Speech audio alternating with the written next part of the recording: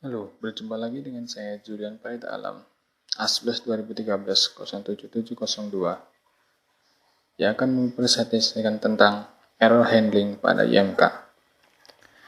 Error handling merupakan suatu sistem penanganan error oleh suatu komputer terhadap kesalahan yang dilakukan oleh user, baik dari tingkat pemula atau novice user hingga ke tingkat expert.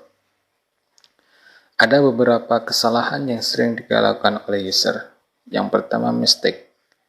Mistake terjadi saat user berpikir bahwa sudah melakukan suatu hal yang benar, namun sebenarnya membuat suatu kesalahan.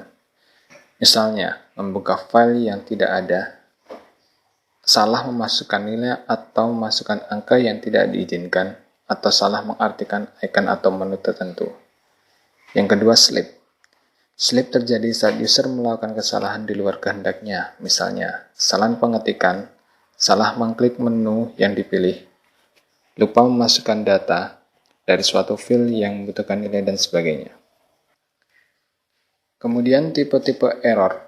Yang pertama, perceptual errors, yaitu error yang disebabkan oleh ketidakjelasan keterangan dari petunjuk penggunaan yang mengakibatkan kesalahtangkapan dari user.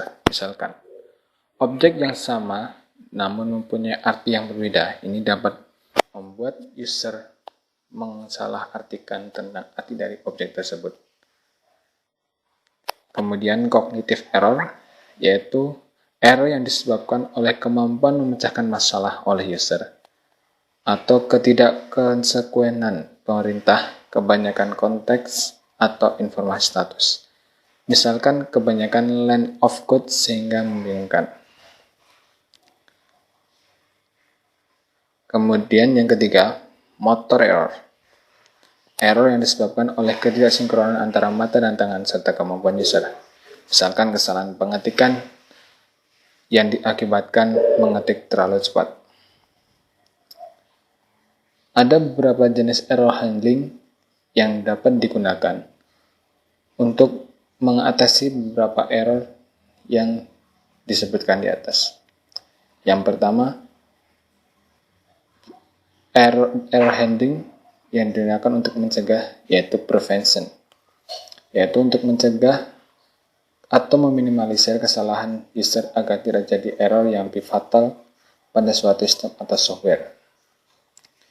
Misalkan, penggunaan simbol untuk menghindari perintah menu yang terkadang membingungkan, memunculkan error atau message jika terjadi kesalahan untuk menghindari kesalahan yang lebih fatal. Yang kedua, error recovery. Error handling ini lebih digunakan untuk melakukan koreksi apabila telah terjadi suatu error. Misalkan dengan ada perintah undo atau cancel pada sistem. Penggunaan bahasa dalam menciptakan error handling juga sangat penting, karena dapat berpengaruh pada proses penanganan error tersebut.